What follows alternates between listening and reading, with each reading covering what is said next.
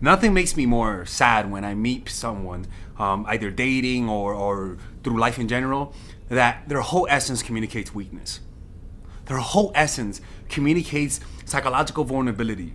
Their whole essence communicates an internal gap in their hearts that they're looking to be filled by someone's validation. And the problem with these people is that, unfortunately, they tend to attract predators. I tend to notice those types of people. I tend to sense, prey, people who are very easily taken advantage of. Why? Because that's how I used to be. I used to have those traits. I think I do to a certain degree, but not to the level that I used to, right? And because of that, when I see that, it for some reason it always gets confirmed, right? And there is a part of me that doesn't, I can't respect them, right? But then there's a part of me that has extreme compassion for them, because a lot of them are not aware of how they're creating their dynamic, how they're creating their reality.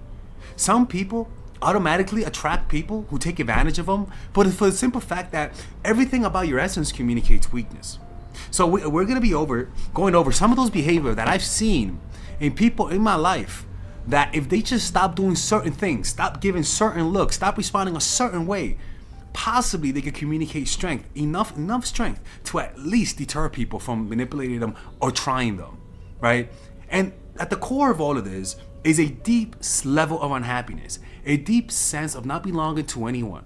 And because of that, you tend to be attracted to whoever gives you any form of validation. As humans, we feel lonely when we're not accepted by people. And because of that, just like cattle, just like animal of herd, for example, zebras, a zebra lives in an environment with other zebra, right? But the problem with that is that a lot of zebras tend to fight each other, bite each other, kick each other's kids. But a lot of them don't leave that abusive environment because the alternative is getting eaten by lions or hyenas. And so a lot of people stay in those toxic relationships, stay in situations where they're getting played, lied to, where the dynamic, when there's a power dynamic that's unfair, all because they are afraid to be alone. And this lack of being happy, lack of satisfaction with themselves, causes them to become more psychologically vulnerable to manipulation, psychologically vulnerable to situations that completely break them from the inside. And this will show in your face, in your nonverbal cues, in your behavior, which will encourage more of that behavior. So let's talk about that. And this for me is honestly one of those things that whenever I see someone in this situation, I really want to help them. Even if I'm dating them, I would prefer to not even date them, just to tell them, hey, motherfucker, wake up. Are you even aware of how you're coming across? You're looking like a freaking bunny in the middle of the Serengeti and there's a bunch of hyenas and you're asking for help from the hyenas. Okay, let's begin this, man. The first one is this: over apologetic. This one is the one that, like, I remember this one girl, she forgot to order the Uber where we were supposed to go, and I was like, yo, you forgot to order the Uber. And her first instinct was to say this: I'm so sorry, I didn't mean to do that. I'm like, yo, the fuck, you gonna make me look like an abuser here, girl? Why are you over apologizing? And she had this crazy freaking habit of over apologizing for everything. And I would look at her sideways. I'm like, why do you need to apologize to me for so much? And no matter how many times I told her, she couldn't stop it. She could not stop over apologizing. And that was really problematic, because the sensation that it gave me was that I could gaslight her.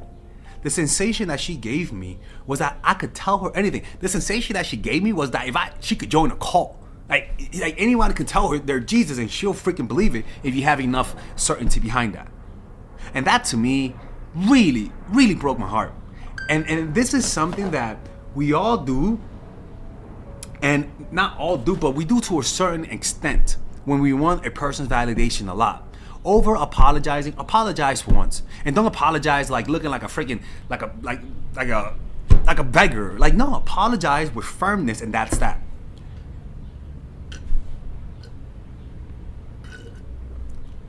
The next one is never speaking up for yourself. That same girl,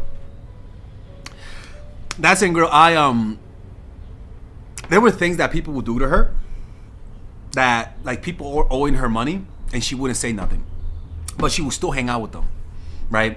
She would hang out with people who owed her money. She would hang out with people who flaked her multiple times. She would hang out with people who insulted her. And because she was a forgiving person, and because she was so loving, and the reason why she was so loving was because she was hurt as a kid. She didn't have her parents. She didn't have anybody, and so she was pretty much alone in the world.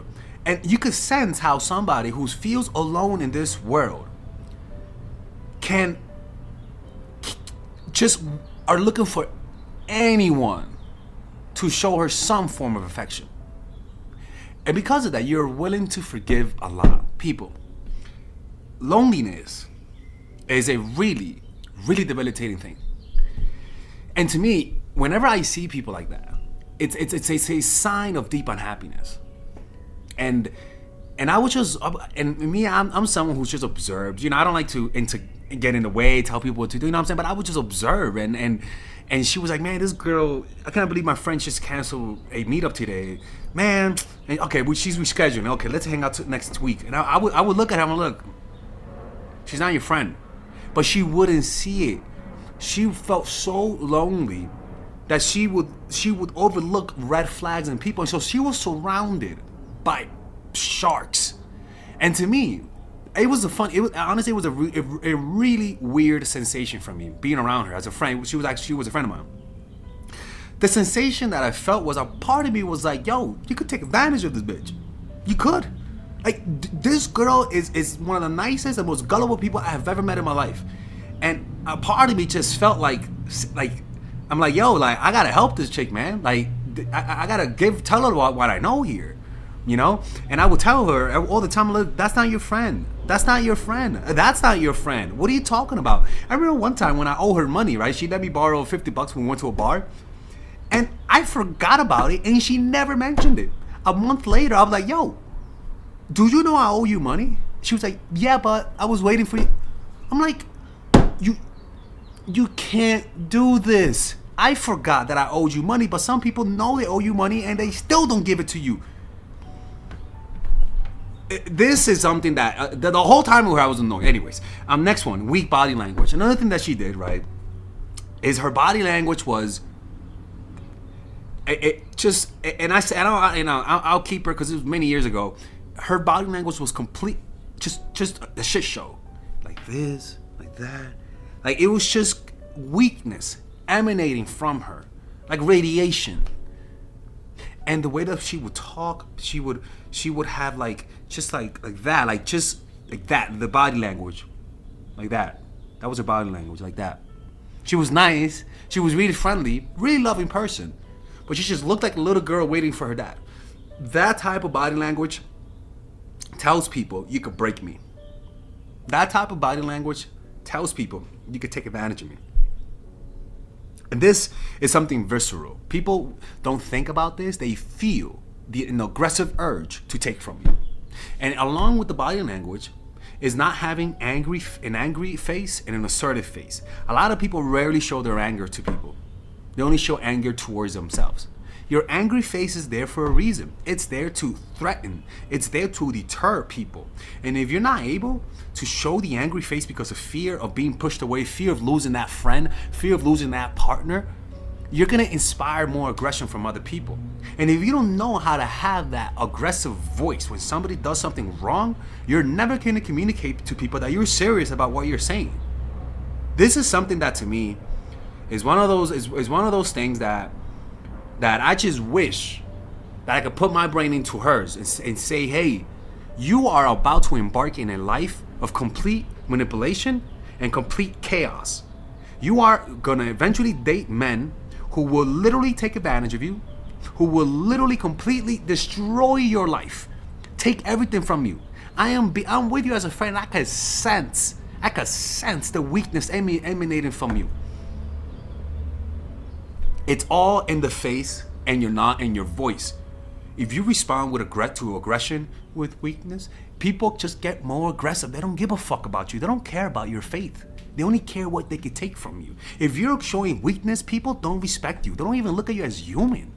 People only respect those who have strength. They only give people humanity to those who have a strength emanating from you. That's why people don't respect kids that much, because they have a literal weakness. People only give a humanity to those who they feel like are on their level, right? But when they feel like you're below them, either socially, financially, there's a certain level. Sorry, people. Oh my God, he fucking died. No, I'm alive, people, right? there's a certain level of dehumanization that people tend to experience whenever you communicate that type. And if you don't know how to do that, it's very simple, right? Learn to have more of a stoic face, relax the face, right? Relax your nonverbal cues and just relax it, literally, just, and speak in a direct, no up and down, just straight tone of voice. Whenever you're speaking to someone, whenever you want to communicate strength, do not have those fluctuations in voice. Just have a serious, straight, like almost like downward voice, not upward, like asking a question, right? And the last one, and not the last one, but the next one is or relying emotionally on someone who hasn't proven themselves to you. One of the traits that I notice when somebody communicates weakness is that they start to rely on you without really knowing you, without really knowing your character, without you really proving themselves to you. They start to trust you too soon, too fast, and start to give you emotional responsibility. They start to rely on you emotionally. And people who do that are looking for someone to save them. And that just communicates weakness. That tells people you have no internal locus of control. You have no control over your emotions. And that creates an exploitative relationship. Most people will take advantage of that. Most people don't have the compassion to stop you in your tracks and to tell you don't do this. They just don't. Most people have a hunger for power, a hunger to have someone under their control. And a lot of people, not everyone, but a lot of people get drunk on that. And so what they do then is that they completely make you dependent on them. You give them the power because you can't control your emotions. And so then they use you as a vessel to feel powerful. And so they stop seeing you as a person and you get used. But in your mind, you're going to interpret that as somebody caring for you because at least they're giving you attention. At least they're showing something. At least they're feeling something for you. Come on, man. You know, it's you can't be in that. The next one is coming back after they made mistakes. They're the ones that did something bad. You come back apologizing. They're the ones, they didn't pay you when they owed you money. You come back apologizing. They were the ones that canceled the meetup, that didn't meet up on the right time and canceled it. You come back apologizing. People see that and they salivate, lick their lips, go like that, go old Birdman on you. And the last one, trauma. Trauma is the one that people see in the face. Whenever you have trauma, when you get too traumatized, it shows in your face. There's a nervousness. You can't even help it. You know, like your body language gets closed down. Like worry. It shows through. And what that shows to people, whenever you communicate those traumas, and look, there's nothing wrong with having psychological problems. You know what I'm saying? The problem is that in the social realm, when people don't know you, and when you don't know people's intentions, people see that as an opportunity to take something from you. They see you as weak. You're showing psychological vulnerabilities, and it awakens the prey in people. And a lot of these people who show weakness consistently, they're just traumatized kids. People who were traumatized as children who never healed, and so they're using relationships in the opposite sex as a way to cope with their emotions. You know, and I personally feel the most compassion for those people, the most compassion, because they're not aware of what's going on and they're not aware of the hell they're walking into. And the way that they see the world through rose-colored glasses. Those are the romantics. Because again, romanticism is inspired by insecurity.